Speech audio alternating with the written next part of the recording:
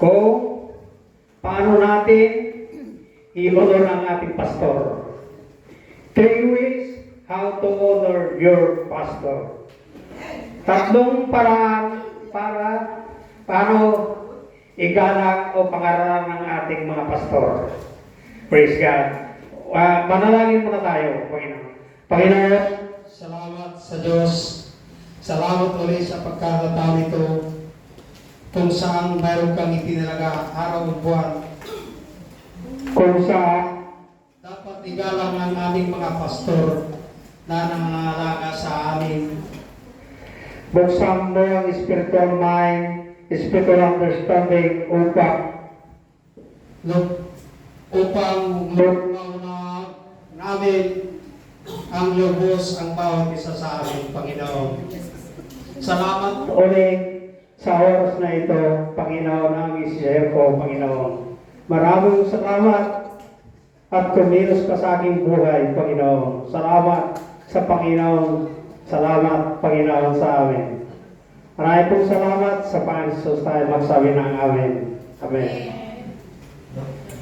Una, 3 ways to honor your pastor. Tatlong paraan para igalang o pangaralan ng ating pastor. Bakit nga ba pangaralan natin ang pastor? Kasi ang pastor, yan ang tinawag ng Diyos. Mababasa na ay una, dahil ang Diyos ang tumawag sa kanila. Because God called them. Dahil Diyos ang tumawag sa kanila, kaya makikita natin na igalang ang honor natin ang ating mga pastor. Mababasa natin sa Roman 11, verse 29, sapagkat ang kaloob at pagtawag ng Diyos ay hindi nagbabago. Tama ba mga kapatid? Kasi ang Diyos ang nagbabago. Pag ang tinawag niya ay ang mga pastor, talagang sila ang silbi talaga na, sila ang talagang disipulo ni Kristo, ang mga pastor. At malinaw sa English, for the gift of calling of God are without repentance. Bababasa natin, malinaw, sabi ng Diyos na hindi nagbabago ang pagtawag sa kanila. Diba mga kapatid? Kasi sila ang tinawag Kasi talaga ang buhay ng isang pastor talaga mahirap din Minsan nagme-meditate yan upang may pakain nila sa atin. Araw-araw yan nag-i-meditate mga yan. Kaya yan ang lingkod talaga ng Diyos. Pangalawa, ang sabi, ang pastor ang kaloob ng Diyos sa iglesia. Sabi ng Panginoon, the pastor God gave to the church. Ang ibig sabihin, yan ang regalo sa atin talaga ng Diyos, ang mga pastor. Mababasa natin ulit sa Romans 11:29, sapagkat hindi nagbabago ang isip tungkol sa kanyang kaloob ang pagtawag sa kanilang mga pastor. Tama ba mga kapatid? Kaya ang pastor talaga, yan ang kaloob talaga ng Diyos. Kaya mababasa natin sa Episo 4:11, and give some apostles, and some prophet, and some evangelists, and some pastor and teacher. Ang iba ay ginawa niyang apostol, ng iba ay propita, at ang iba ay mga ngaral, at magandang balita, at iba naman ay ang mga pastor at mga guro. Tama ba yan? Yan ang limang disipulo ni Kristo yan. Mga pastor, yung mga fivefold ministry, pagmamanifest sa ating mga pastor. Mga pastor, guro, prita, mga apostol. Yan ang ibinigay ng Diyos sa atin. Kaya igalang natin ang mga pastor, yan ang regalo ng iglesia sa atin. Yan ang gift of God sa atin. Di ba mga kapatid? Kaya itutuloy natin sa Ephesians 4:12. Perfecting of the saints for the work of the ministry, for identifying the body of Christ, sabi ng Panginoon. Kaya ginawa niya ito para ihanda sa paglilingkod ang mga pinabanal para lumago ang magiging matatag. Sila ay bilang katawan ni Kristo.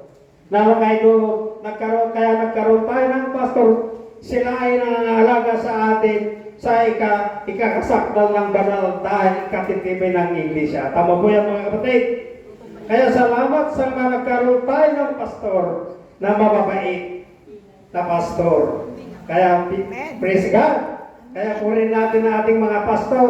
Kaya ang mga pastor, kaya igalan natin at irespeto natin ang pastor. Kaya pag may sinabi si pastor, minsan, sundin natin, hindi yung lalong-lalo na pag nag-preaching si pastor, ang preaching niya, hindi tayo nagsasalita pag nag-preach si pastor. Dahil igalan natin, yan ang ama natin sa simbahan Kagaya ng atin, kagaya sa Pilipinas, di ba ang presidente ginagalang natin? Ganon din ang pastor. May disipulo yan.